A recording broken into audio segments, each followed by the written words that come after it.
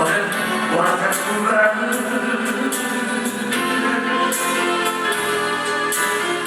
It's something to myself. What a wonderful world.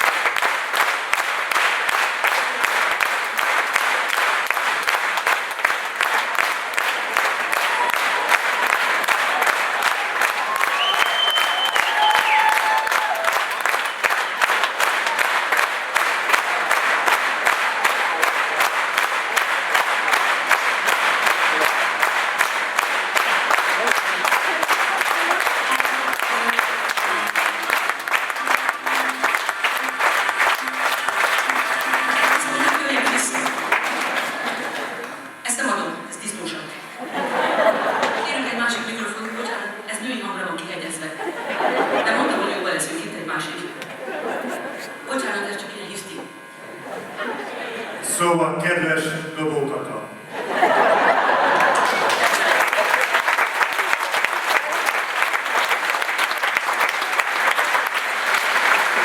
Csak úgy mertem a színpadra feljönni, hogy hoztam egy hajtókatát magammal.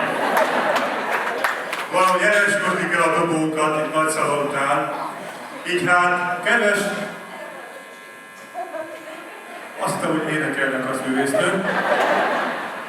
Kedves művésznő, kedves Kati, köszönjük szépen ezt a remek előadást.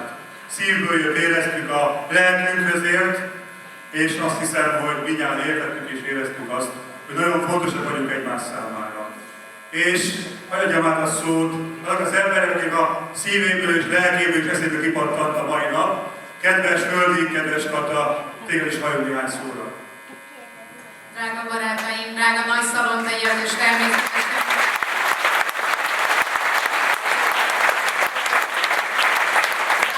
zavarba hoztok párizsi és budapesti vendégeim. Nagyon-nagyon szépen köszönöm ezt az egész estét, és megígérem, hogy folytatjuk. Köszönöm szépen a két kiváló művésznek, Sárközi Pálnak, aki Párizsból ide jött hozzánk.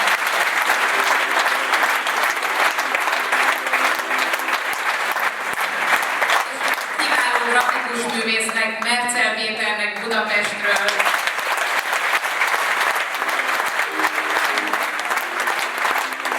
Köszönöm, érezzétek jól magatokat, és ígérem, hogy folytatjuk. Köszönöm szépen. Szívből köszönöm, hogy lehetőséget adok erre az egész csodálatos kulturális eseményre. Mi is köszönjük igazán, és kedves